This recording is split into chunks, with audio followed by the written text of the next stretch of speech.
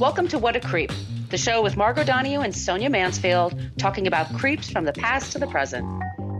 This is your quick guide to the biggest creeps, jerks, assholes, and losers, the best of the worst. From two nice ladies who want the world to be a little less creepy.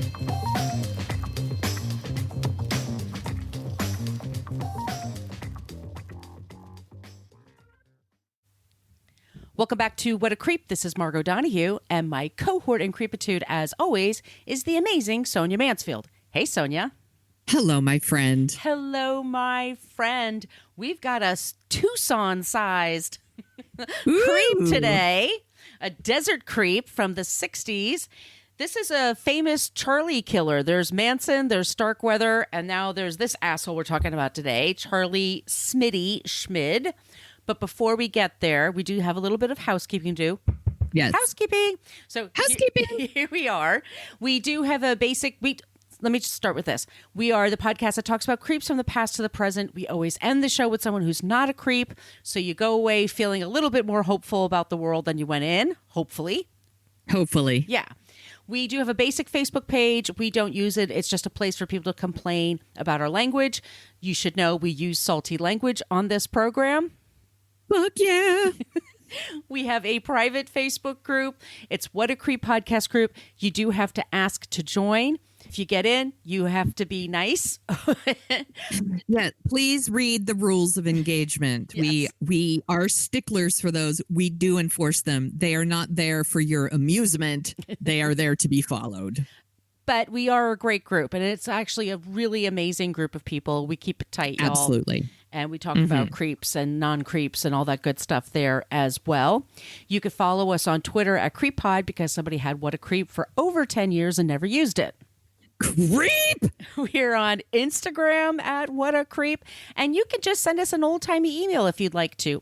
whatacreeppodcast@gmail.com. We have some stickers if y'all like some stickers. Wherever you are in the world, as long as you're on this planet, we'll get them out to you. And if you're not on this planet, what's your planet like? Yeah, please. Is it better than here? I'm like, can we go there? Do they have air and water? That's pretty much what I need. Seriously, it's all we want. So do you want to tell them about the website and Yes. our sources that are listed always on the website? Yes. You could go to whatacreeppodcast.com and it's everything you ever want to know about our podcast, but we're afraid to ask. There is a link to our merch shop where you can get t-shirts and journals and tote bags and awesome, awesome stuff. Face masks, because by the way, that's still a thing. The pandemic's not really over for a lot of people, y'all. So you could get face masks, and there are links to all of our sources. Yay! For every episode. So ignore the haters that say they don't do their research. We literally have links to all of our resources. And we list them in every show, but yes, there you go. So please do that. There's also a link to our Patreon page. You want to tell them about that, Margot? I certainly do, Sonia. Our first 4 seasons are on the Patreon wall. We also put out 2 bonus episodes a month. We just did one yesterday, and it was all about comedians in comedy who are creeps and not creeps. And it was quite a discussion that we had. We also put out a newsletter. It's just a way to help us just pay the bills. It's to pay the hosting costs and for the website costs and things like that. We're not getting rich from this, but... Yeah. If you're like, I don't want to do that because I don't want to support Sonia's child support payments, we don't use it for that. But we appreciate everybody who does, and I'd like to say a special thank you to M. Williams, Tanya, Jessica, Carolyn, and Charlene. All of them just joined recently on the Patreon page. Thank you. And all of Awesome. you, once again, if you would like some stickers, whether you're a Patreon member or not, just shoot us an email, whatacreeppodcast@gmail.com. And also remember, we are always looking for creeps and non-creeps, your suggestions.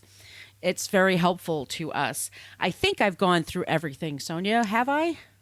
Yes, that sounds like everything and more. All right, so we're going to talk about our show today. I got this idea because I watched an episode of a show that I super love. My mom and I used to just like watch the shit out of this show. It was called A Crime to Remember, and it was on it was on the Discovery Channel, I think, or Lifetime, one or the other. It's now streaming on Amazon. There's like 4 seasons, and they just take a famous crime and they kind of act it out. It's like Dateline. What's the other one I'm thinking of with Roberts? Unsolved Mysteries. Right. But with really good acting, a good production, not like the 80s stuff. There was a story in there about a murderer in Tucson, and his name was Charles Smitty Schmid. And I heard the story and I thought, this is interesting. I need to do some more research about this guy. And then I started doing research, and this is one of the most bananas things I've ever read in my life. And let me just say this. Speaking of Life, Life magazine wrote a cover story about Charles Smitty Schmid, March 4th, 1967, and describing teenagers in Tucson that were basically animals. They like to just race cars, do drugs, have sex, and they would never snitch on anyone. Even a 22-year-old pedophile creep who wears heavy makeup and killed one of their schoolmates. Damn. Yes. This is a story about a man dubbed the Piper of Tucson who acted like a murderous Wooderson.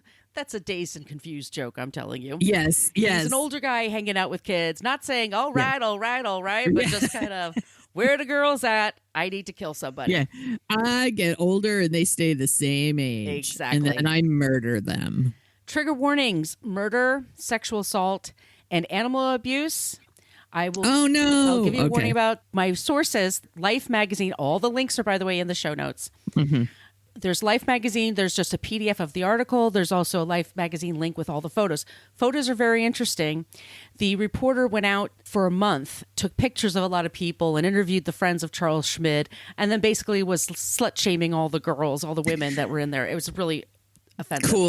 Cool reporting, dude. It was all about teenage wasteland, basically. That was his whole point. It's all teenagers. They suck now. And this is like a thing that's been going on for over 50 years. Yeah. Kids these days.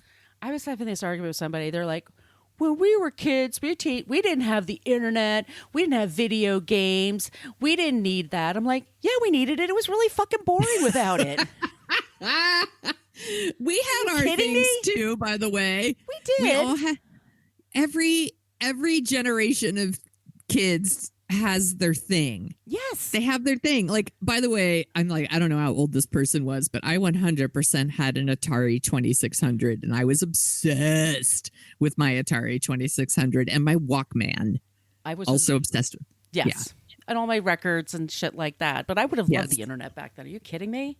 Yeah. And then, people older than that are like, kids these days, we didn't have TV back in my day. Well, good for you. So what? So what? Everybody has their thing. It's fine. Right. Deal with it. So that's 2 Life magazine links. There's a site called Mel Magazine, which did a really good story about him. There's the Wikipedia page, of course. There's the book The Pied Piper, Bloodlands, which is on Amazon by Harold Schecter. Here's the title of, you'll love this, L.A. Squealer, the insider's account of the Pied Piper murders by Richard Bruns. We talk about him in this episode. Mm-hmm. History Channel, Tucson Citizen. Okay. I wish you had done your research. I know, right? Let me paint the picture first of Tucson. After the war, there was what was called the baby boom generation, and they queefed out a bunch of kids. Queefed out. Okay. Okay, boomers. Okay, boomers, and you're queefing. But they moved out to the suburbs and they got jobs, and the women that used to work now stayed home. It used to be the norm that everybody in the family worked as soon as you were old enough to work, and then you contribute to the family fund. It wasn't norm to go to college. That was an elite thing. If you were lucky, you did that. Either you went to a trade school, you just worked right out of high school. In the 1950s, there was this economy that was like, imagine this, like one parent could afford to take care of a family, and so the other one could stay home. What happened was there was television. And yes, of course, we had the scare of the Russians and things like that, for sure. But mostly kids were safe. Teenagers got bored. And yes, this is my point. You don't want bored teenagers anywhere. This is true. It doesn't matter it doesn't matter what generation you're talking about. Bored teenagers cause a lot of havoc. Lead to mayhem. It's the hormones. It's they're developing brains and bodies, all kinds of shit happens. What was happening in Tucson was this desert town in Arizona. It was there's two mountains that separate it. These kids they went from like sock hops and like a Happy Days kind of thing until all of a sudden the town exploded. It went from 50,000 to 300,000 in just a few years. That's a huge amount of growth. And the kids would go up and down the main strip in their cars. They'd drink, smoke pot, would make out, and then that would lead to parties, and then that would lead to sex sometimes. And sometimes girls would get sent away for a few months living with an aunt or a cousin for some reason. Yes. It's so random, so weird. I'm sure nothing happened on that trip. Exactly. This is why we need sex ed, by the way. If you can, in case you're wondering. Tucson had an issue, had a problem. I mean, the teenagers were getting rowdier and rowdier, and then just each generation wanted to outdo the one before it. And in the early 60s, a lot of kids, it was so wild that supposedly, this is what the Tucson police said, they had reports of 50 teens a month as runaways. Damn. That's like 2 a day. I'm like, is that possible? Were they really runaways, or were they weren't home by 6 o'clock? Well, that's also like there's something like that. Was that the problem? Yeah. And cops wouldn't do anything until it was like a week. Like they were just like, oh, she ran off with her boyfriend, or she is going to Vegas or something like that. Mm-hmm. Right. So in this atmosphere, we have a guy named Charles Schmid. He was born July 8th, 1942. He was adopted by a very wealthy family who took care of him. And there's a lot of people, for some reason, trying to demonize adoption and trying to say, like, there's a large percentage of serial killers that were adopted. I'm like, no, there isn't. For some reason, they try to do this with him. But they can't understand is that he was born in a very nice family. The parents were wealthy. They ran this, like, old folks home and made good money doing it. A lot of people retired to Tucson, too, because of the weather. He was given everything he wanted. I sent you a picture of him. Yeah. And it creeped you out. Yep. Imagine all that crap not happening to him. So you guys could check in our Instagram. We have a whole thing about Charles Schmid. He's pretty handsome on his own. He's very pretty eyes. He was obsessed with Elvis Presley when he was a teenager and kind of never lost it. And he started taking his light brown hair and dyeing it jet black. He started with that. In high school, the one good thing he was good at was gymnastics. He was 5'3". He was Charles Manson size. Okay. I'm not gonna size shame anyone. You but can't good do to anything know. about that. Yeah, I mean, that's just the size you are. Yeah. He was very, very self-conscious about that. Yes, it's, by the way, still a thing. Yes, of course it is. Yeah, dudes are still like always lying about their height, and yeah, it's a thing. Yeah. The way women are about their weight, men are about their height. And people are about their age. Yes. True. His parents give him everything. He gets in trouble. In his senior year, he steals some tools from the shop class, and then he just never goes back. And he didn't have to because he lived in a little casita, a little house next to his parents' house. They gave him a house when he was 17. Oh, my God. Everything. Right. He had parties all the time. Shocking. Yes. People came over. They're drinking. I think like the age to buy beer at the time was like 18. So he was He was on Easy Street. And like I said, he was handsome and he had kind of a chip on his shoulder and he loved the younger girls. Part of that is because he's 5'3" and he's a dropout. An older woman is like, yeah, that's not going to really. Yeah, he's not marriage material. Yeah, he's not bringing a lot to the table. He's not a value add situation. No, he doesn't work. Yeah. His parents give him an allowance. And he starts this affectation where, in order to compensate for his height, he buys boots, black boots, like cycle boots. He buys them are 2 or 3 sizes too big and stuffs them with paper and rags and tin cans.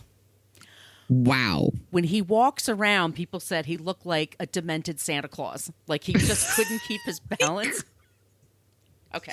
Dude, just wear heels. Just wear heels.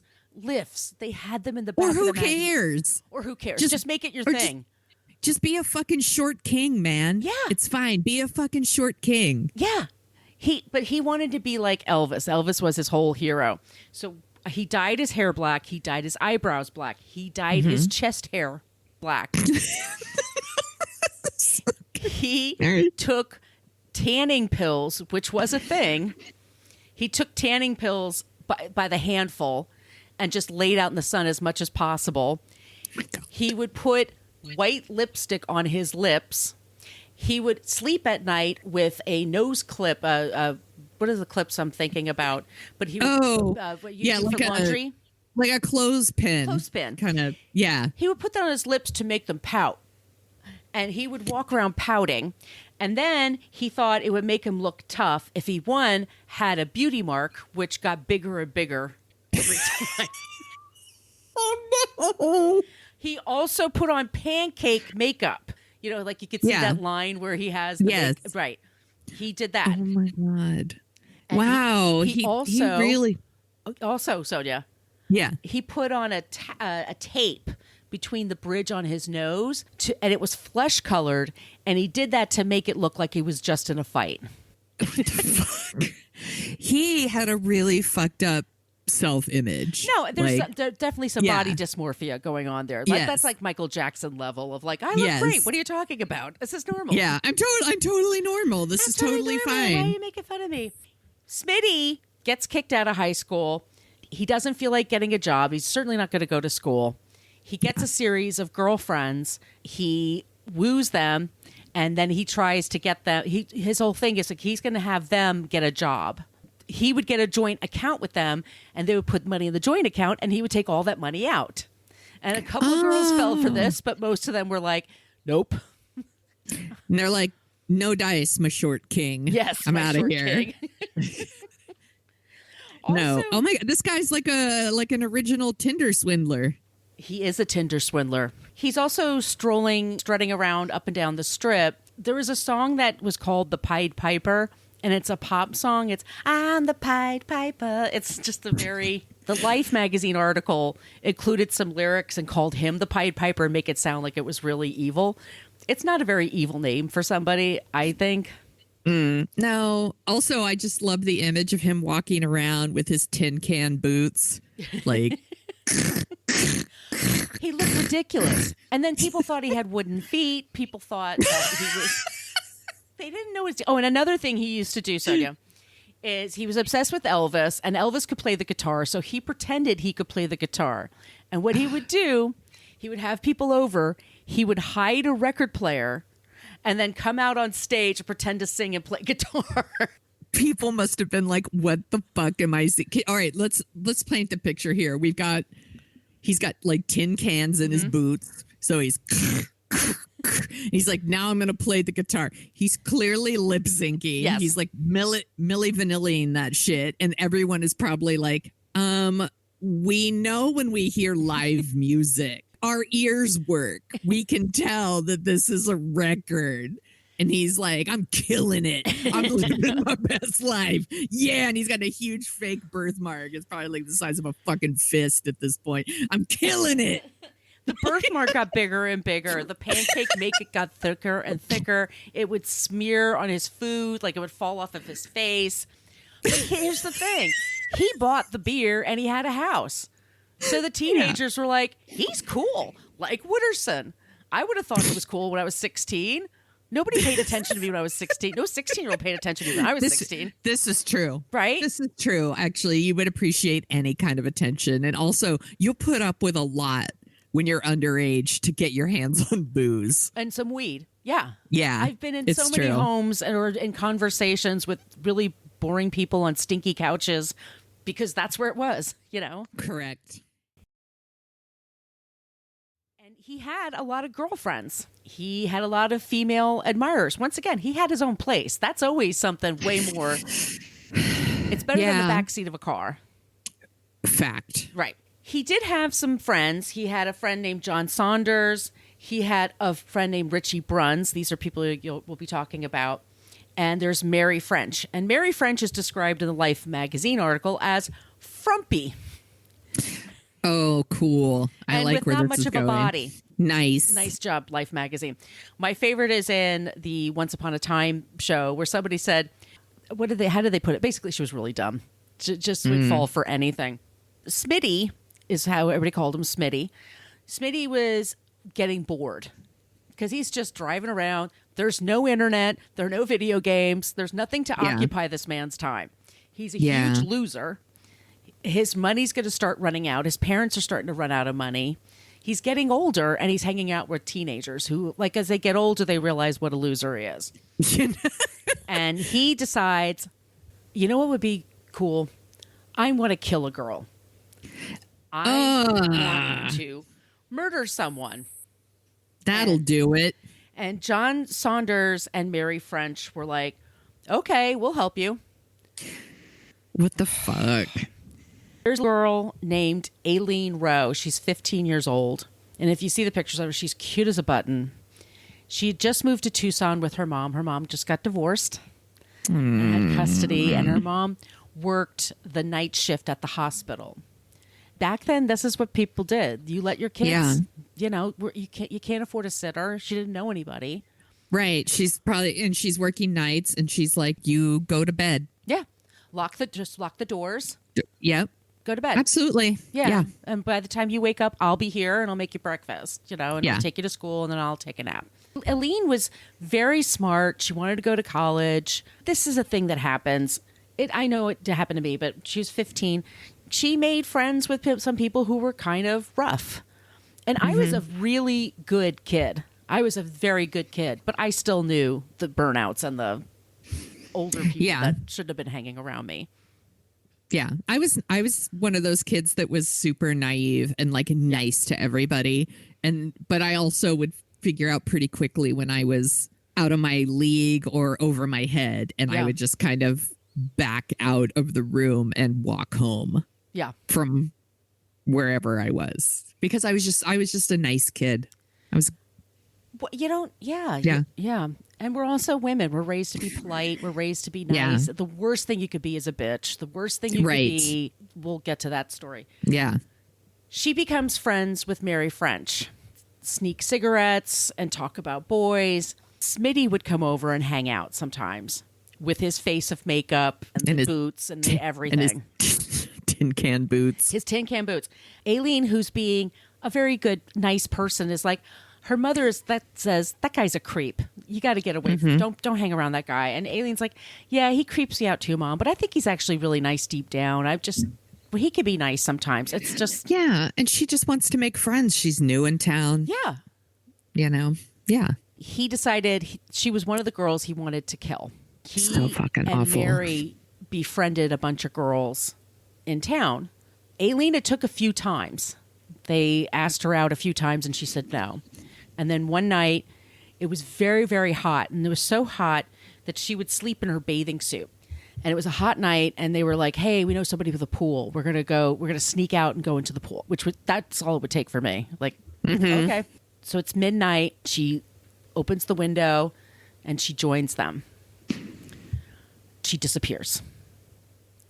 And her mother goes to the police and says, something happened to my daughter because she's a good kid. She's never a problem.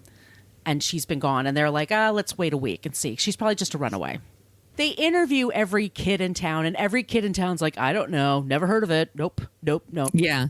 Aileen's mother actually hires her own detective to try to find her kid. It's that bad. This goes on for about a year. And they don't find her. And her poor mother is right. This is when Smitty meets a girl named Gretchen Fritz. Gretchen is 17. She's also a rich kid and a wild card. She's been kicked out of her private school, and people love to talk about her. She's some hellion. Maybe she was, but I always kind of think she's a teenager. Yeah. But she exactly. But she liked sex, and she liked boys. How dare her? Exactly. And she scared all the girls. And she starts dating Smitty. And these are two people that just bring out the worst in each other. They're both jealous. They're both hotheads. They get in physical fights. They throw things at each other. He tells her that he killed somebody before to scare her, and it doesn't scare her. She steals his diary where he wrote out exactly what he did to Aileen. He also bragged about killing somebody else, but they think that's just a lie. He was just that he went to San Diego and he killed a couple of girls. But Gretchen and him are having, they're back and forth and back and forth. And this is when he becomes friends with a guy named Richard Bruns. Richard follows him everywhere he goes because this guy always has chicks around him, and he gets his leftovers. When he's through with a girl, Richie goes after them, and then Richie becomes obsessed with a girl named Kathy, who goes out with him for a few times, and then she's like, yeah, whatever. He's in the friend zone. Bless you. Thank you. I'm allergic to this. Yes, I know. True story. True story. True story. One time, Richie and Smitty are having a conversation at his house. And Smitty's admitting to him, I've killed a girl. She's in the desert. I want to kill another one. Will you join me? And he said to him, Richie says, well, dude, don't you have a conscience? How can you do something like that? Don't you feel bad about it? And I'll say this really quick. Basically, Smitty grabbed a cat by the tail and swung it around and said, why should I feel bad about anything? What a fucking monster. Yeah, and that's one of the tropes of a psychopath is that they hurt animals. By the way, I'm not dismissing he murders humans and then he hurts a cat. And I'm like, how dare him? He's a monster already. I'm just saying, this is what monsters do. They hurt the defenseless. Yes. He has a hair up his ass about Gretchen because Gretchen, every time they fight, it escalates. Every time she says, I'm going to tell people. Apparently, she's a drinker. And she starts telling people. So other people knew that he's the one that killed Aileen, but no one tells the cops. Do they not believe it? Or they do believe it, but they're just... What are you going to do about it? I guess, and as a teenager, he was considered cool at the time. And nobody wanted to mess with the cool guy. And also, he was dangerous. This is a guy who killed a cat. This is a guy who got in fights all the time. He was little, but he was, always in fights. Yeah. They didn't want to mess with him, and they didn't want to mess with Gretchen. Gretchen was scary too. So people kept their mouths shut. One night, Gretchen, her little sister, Wendy, who was 13, and Gretchen was 17, they go to the movies. They say an Elvis movie that I never heard of, and I'm sorry, I can't remember the name of it, but you can look it up. It's 1965. She hears that Smitty's having a party at his house. So after the movie, she takes her younger sister to Smitty's house. People leave the party. It's just Wendy and her sister and this guy. Gretchen and Smitty have a huge fight. Poor Wendy was just there. Yeah. She was just there with her sister that she really loved. He kills Gretchen. He strangles her with a guitar string. Jesus. Slowly. He finds Wendy, who was hiding, and he kills her. Jesus.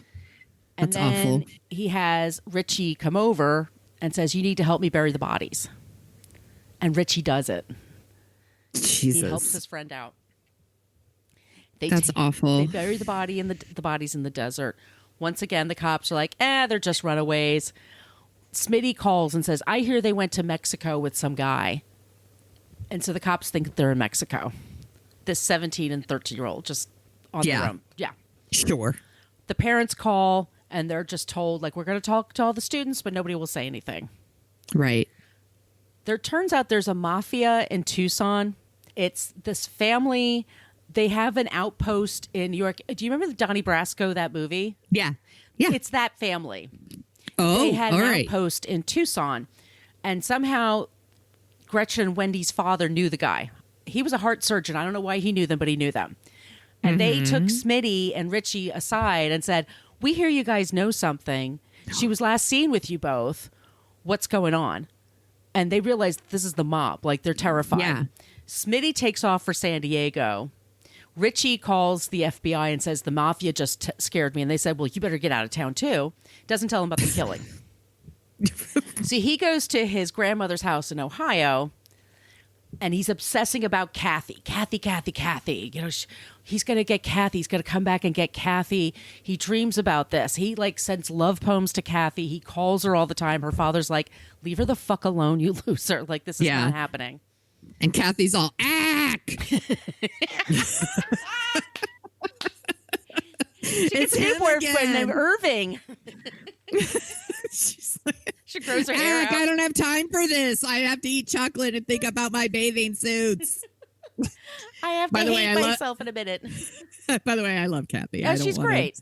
Yeah, I'm not shitting on Kathy. No. Just Richie, finally in a drunken stupor and so worried about Kathy, from Ohio, he calls the police in Tucson and admits everything.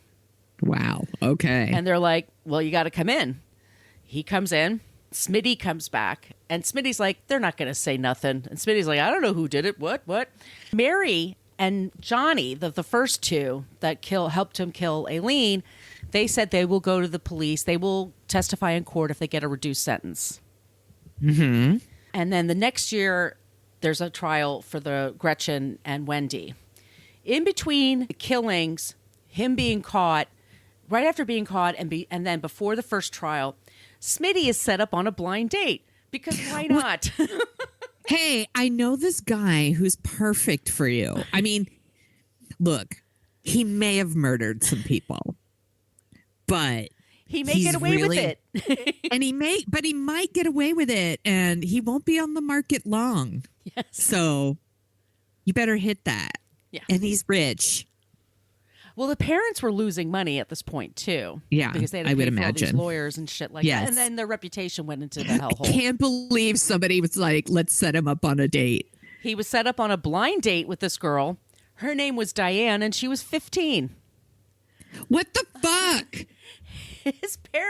Her parents loved him because he could actually be charming. He could actually be kind of normal when he had to be. He was raised with manners, and they thought he was really sweet. He said, I want to marry her. And they're like, well, we would give you permission, but that's not okay in this state. She's too young. And so they drove someplace else where they could get married, and they got married.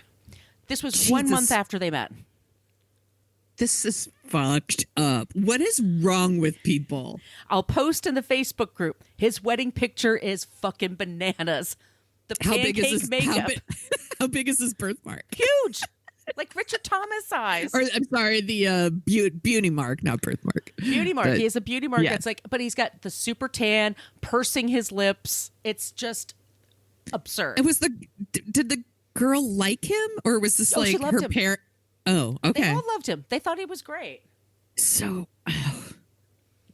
I'm looking through it with my modern eyes, and I'm like, I don't understand where you would set up your child with someone who is on trial for murder. Of 3 girls that age, by the way. Yes. Like, I'm sure he's innocent. I'm sure it's fine.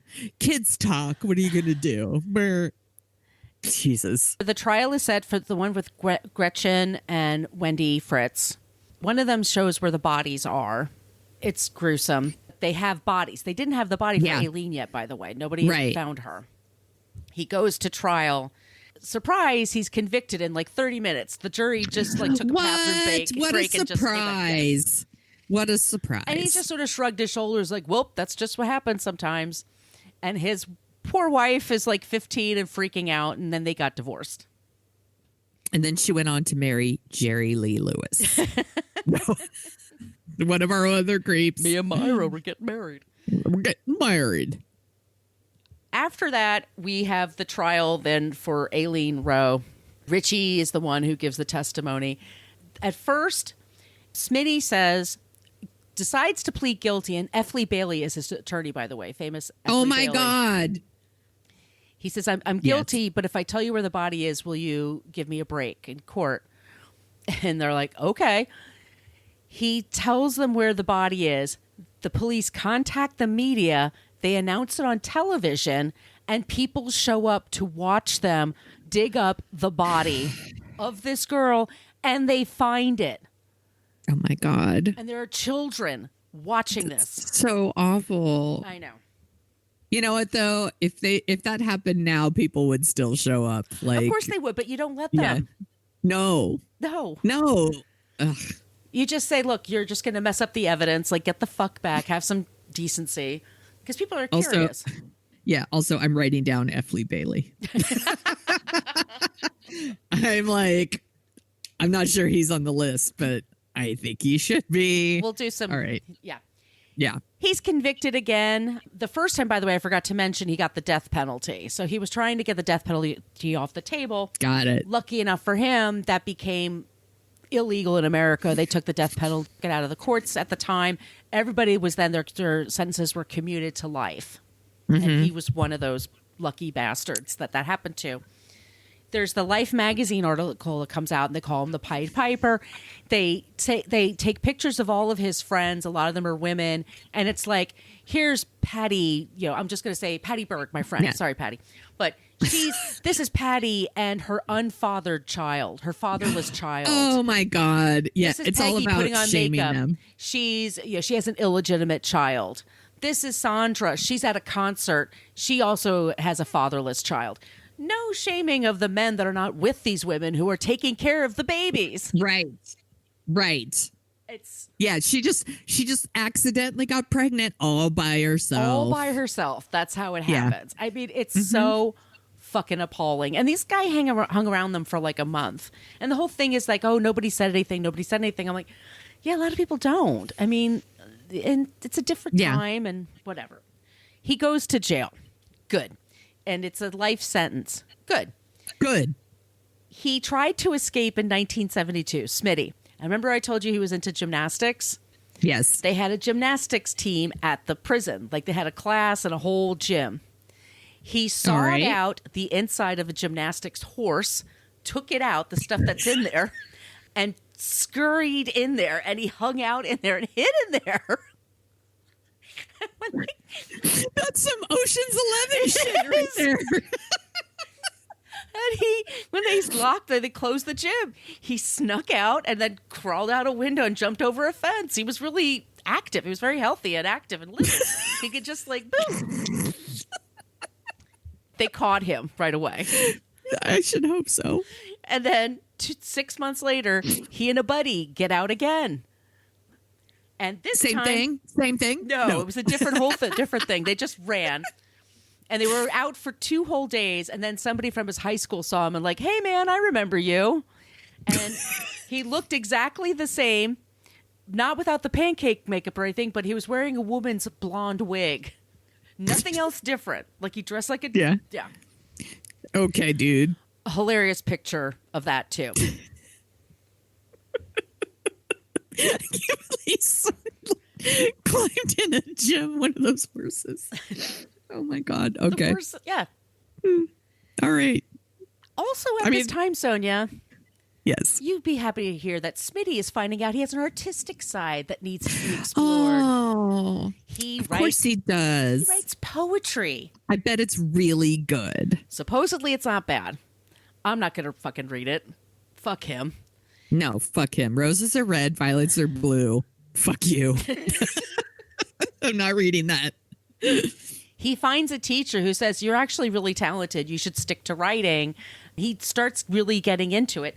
He officially changes his name to Paul David Ashley. But people are like, nah, you're Smitty. Cool, Smitty. I thought you were going to say, and then he changed his name to Stephen King. What? No! Then he wrote a book named Carrie, and it changed everything. The timeline works, actually. He changed his name to J.K. Rowling. Ah! That explains everything! On March 20th, 1974, Smitty, who was not under lock and key, he was actually at a minimum security prison at this point.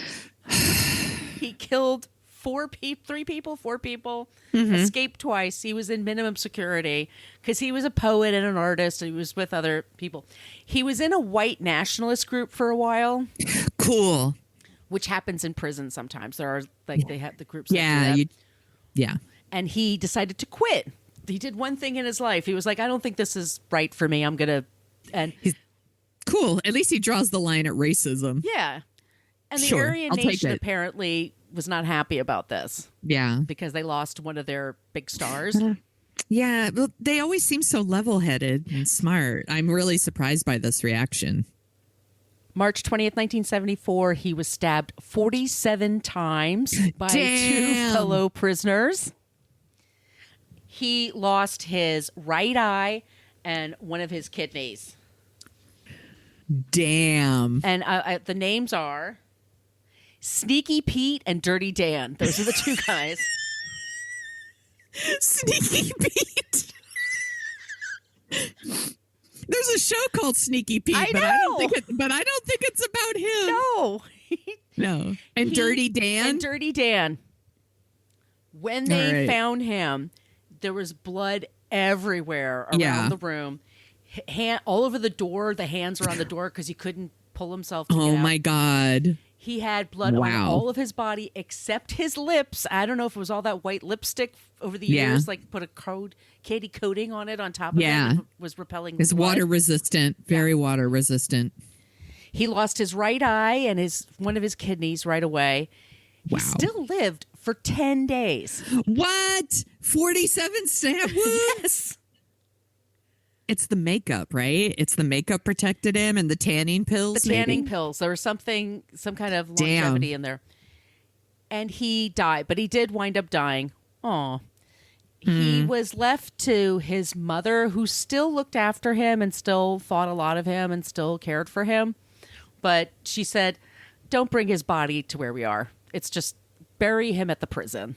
It's just not a good idea. Yeah. Mary French served a few years in prison.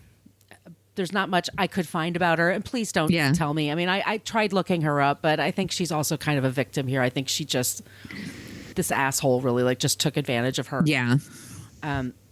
John Saunders served a life term. Mm-hmm. I didn't tell you. For the women, for all of them, they beat them on the head till they were. That's awful. Eileen, they raped her and then they beat her on the head and then they buried her. That's awful. So that's why John Saunders got a life term. Yeah. Because he participated in that. Mary was the getaway driver. Mary's not that bright. Frumpy, apparently, according to Life magazine. Yeah. Well, that in itself is a crime. It was in 1967. But she did serve her time, and I think she just left Arizona. I think she was like, this is... So I don't have anything about her. Yeah. Richie Bruns served a little bit of time. He's someone who gave the testimony and he went back to school and became a school teacher. He wrote a book about his experience in the late 60s after reading the Life magazine article, and then he put it away. And either his daughter or his granddaughter, I've read two different things, they found his manuscript and said, what's this all about? And so he told them the story. He turned his life around. He became a really good, solid citizen, got married, had kids, has grandkids. And they published the story in 2018, and that's the a Squealer book that I told you about. Yes. As far as I could tell, he's still alive. Everybody else, I think, is gone. That's all I've got. That's it. That's my story. The Pied Piper of Tucson. Smitty. Smitty, I have never heard this story. You are right. This is fucking bananas. If you file, I'll put in the Facebook group, but also on our Instagram and maybe on Twitter too. I'll put out some pictures because you have to see the pictures.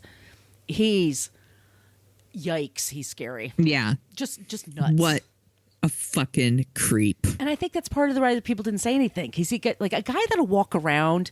There's a picture of him in the police station with a full makeup, and he's taking his boots off and he's like clearing all the shit out of the boots to give him the height. Oh my God. I mean, people that will do this are just like, they'll kill anybody. They'll do, yes. I get it too. Like, I don't know. I didn't. Yeah. Yeah. But the teenagers were shit on. I just went and looked at the picture again that you sent me just so I could look at the birthmark. Or I'm sorry, the beauty mark. And so ridiculous. And the makeup and the lipstick and oh my God. Yeah. Fucking creep. Good job, Margot. Thank you, Sonia. Do you want to hear about someone from Tucson who's not a creep? Yes, I do. Okay, let's talk about Gabby Giffords. She was born and raised in Tucson, Arizona. She went to Scripps College in Claremont, California, and she has a Bachelor's of Arts degree in sociology and Latin American history. She is a Fulbright scholar, has a master's degree in regional planning, but the reason you probably know her is she actually served in the Arizona House of Representatives from 2001 to 2003, and then in the Arizona Senate from 2003 to 2005, and then she was elected to the U.S. House of Representatives. When she was in the House, she's a centrist Democrat. She was like pretty fiscally conservative, but she supported a lot of Barack Obama's policies. She was a big champion of renewable energy, things like that. Oh, and she also supported the Affordable Care Act, which I think is worth pointing out. So she had just begun her third term. So this was January 2011. And she was hosting this event at a parking lot in a supermarket parking lot in Tucson. And it was like just this event where she was to meet with her constituents. And this man showed up and he shot her in the head. It was really scary. He also shot 6 other people, Jesus, including a 9-year-old girl, and 12 people were injured. I'm not even going to talk about the man who did it, but it turned out he was very aligned with Tea Party rhetoric. He also thought women shouldn't have places in power, and he was very focused on Gabby Giffords. So at one point, she was actually reported dead, and the bullet, it just ripped through the left side of her brain, and that's where your language function sits. So she has a lot of lasting damage there, but she was able to recover quite a bit of her ability to speak and read and write and walk, and it took a lot of work, a shit ton of work. There's actually a documentary that's playing the festivals right now, and it's called Gabby Giffords Won't Back Down. It's Julie Cohen and Betsy West who did the RBG. Yeah, RBG. Sometimes they say RGB. I'm sorry. I do too. Or Arby's. It's the Ruth Bader Ginsburg documentary that everybody loves. So they made one about Gabby Gifford, and they had full access, all of her recovery, they started filming back when all of this happened. So they have full access, and haven't seen it because it's still playing at festivals, but I've read a lot about it and seen some clips and stuff. And it's super brave. She's at her most vulnerable. You can barely read, write, talk, speak, anything. And she's letting cameras film her recovery in the hopes it's going to like inspire people, help people, but also show the consequences of gun violence. Mm-hmm. And since then, she has become an ardent advocate for gun control. Her and her husband, Mark Kelly, I'm going to talk about him in a second, launched the Americans for Responsible Solutions. It was like this nonprofit organization and super PAC. It was all about for gun responsible, like gun control. It joined up with the Law Center to prevent gun violence, and they are just constantly doing the work. And she is a very powerful spokesperson for gun control. And her husband, by the way, he's the junior senator for Arizona, and his name is Mark Kelly. He's an astronaut. Dude was an astronaut. Talk about a long distance relationship, right? Like at one point she's having one of her surgeries and he's literally in fucking space. It's bananas. This is total side note, but I remember going to see U2 in concert. I was pregnant, so it must have been 2011. She had already been shot at this point. So I think this is around the time she was having her surgery. Anyway, U2 had a whole thing where they like would broadcast from Mark Kelly would introduce them from the space shuttle. That's so cool. and they would play A Beautiful Day. You'd see footage of Mark Kelly floating around in the shuttle. It was just fucking rad. I remember being really excited when it happened. It was so cool. And they seem like such a powerful couple. I really hope that their marriage is as solid as it appears to be, because he's been so supportive of her, and just how much she depended on him during her recovery and how much he depends on her now that he's a senator. They are really a team, and They're definitely not creeps. I'm really looking forward to seeing this documentary when it's available for streaming, because if you haven't seen the RBG one, definitely see it. It's amazing.